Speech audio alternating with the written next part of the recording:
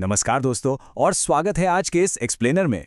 आज हम एक बहुत ही कमाल का टेक ब्रेकडाउन करने वाले हैं। कभी सोचा है कि स्पॉटिफाई जैसी full stack music streaming app को जीरो से बनाना कैसा होता है? सच बताऊं तो ये बिल्कुल एक नया घर बनाने जैसा है। एक मजबूत फाउंडेशन तैयार करने से लेकर आखिरी पॉलिश लगाने तक का लंबा सफर।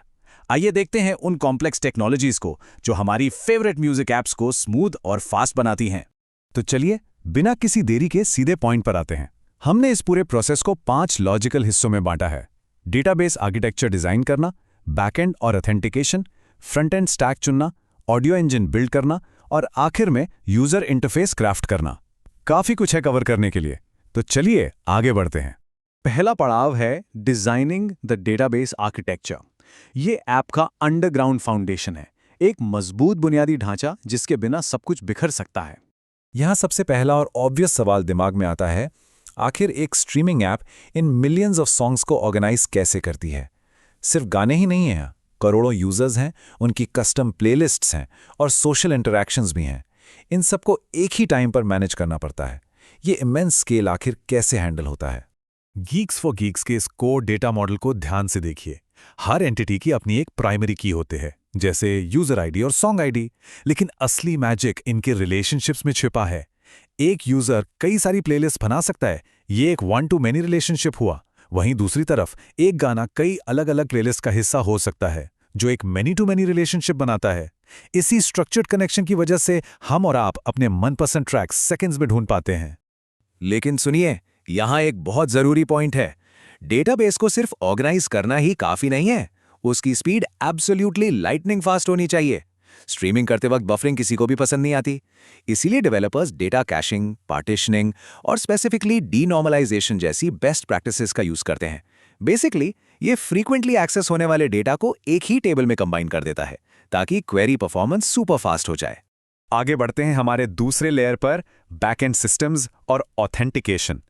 इसे हम घर की इनविजिबल प्लम्बिंग समझ सकते हैं, जो पूरे सिस्टम को सीमलेसली चलाती है।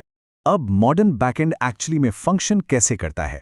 फायरबेस जैसा क्लाउड बेस्ड प्लेटफॉर्म इसका एक फैंटास्टिक एग्जांपल है। ये हमें सर्वरलेस आर्किटेक्चर देता है। इसका सीधा सा मतलब यह है कि डेवलपर्स कॉम्प्लेक्स सर्वर सेटअप्स में फंसे बिना ही user authentication, real time database management और यहां तक कि एल्बम कवर स्टोर करने का काम इजीली हैंडल कर सकते हैं।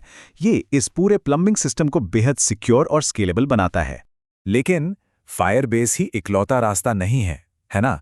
एक ऑल्टरनेटिव अप्रोच भी है, जहां एक सिंपल Node.js या Express.js सर्वर सेटअप किया जा सकता है। ये रॉ ऑडियो फाइल्स जैसे .mp3 को बाइट स्ट्रीम्स के रूप में डायरेक्टली फ्रंट एंड तक भेजता है। वेब पर सीमलेस प्लेबैक इंश्योर करने के लिए ये बाइनरी डेटा स्ट्रीमिंग का तरीका काफ़ी इफेक्टिव है, जहां HTML5 के native audio tags basic playback को आसानी से हैंडल कर लेते हैं। तीसरा हिस्सा है choosing the front end stack.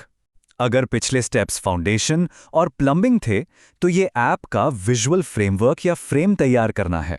यहाँ मेनली दो जबरदस्त अप्रोचेस देखने को मिलती हैं।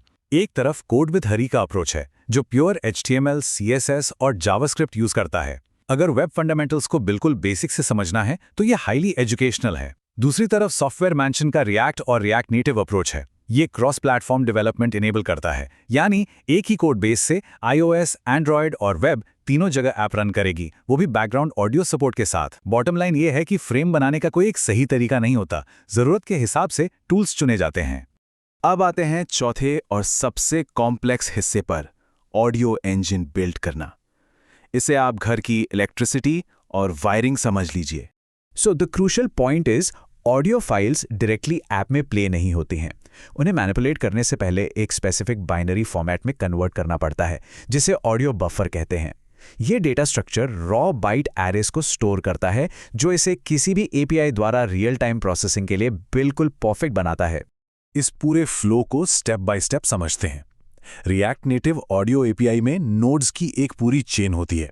मास्टर कंट्रोलर होता है ऑडियो कॉन्टेक्स्ट। यहां से track audio buffer source node में आता है। फिर ये गेन नोड से गुजरता है, जो बेसिकली वॉल्यूम को प्रोसेस और कंट्रोल करता है। इसके बाद analyser node frequency data gather करता है, जिससे हमें वो कूल विजुअल ग्राफ्स दिखते हैं स्क्रीन्स पर। और फाइनली ये सब प्रोसेस होकर डेस्टिनेशन यानी स्पीकर्स तक पहुंचता है।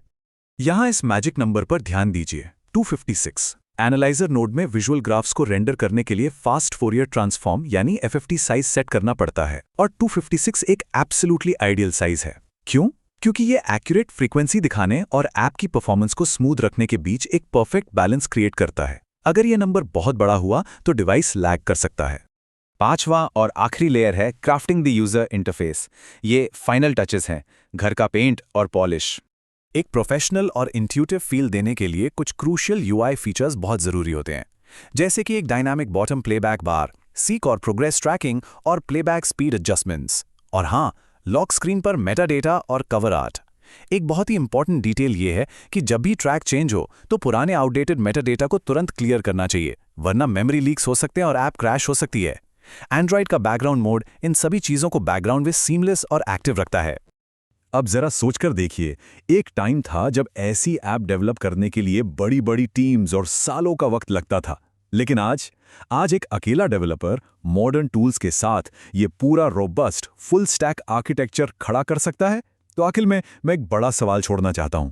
अगर आज डेवलपमेंट टूल्स इतने पावरफुल हैं, तो नेक्स्ट जनरेशन की स्ट्रीमिंग ऐप्स ऐसी कौन सी अनइमेजिनेबल फीचर्स लेकर आएंगी? AI और नई टेक के आने से क्या क्या पॉसिबल होगा, सोचिएगा जरूर। और इसी विचार के साथ आज का ये एक्सप्लेनर यहीं खत्म करते हैं। नई चीजें सीखते रहिए, मिलते हैं अगली बार।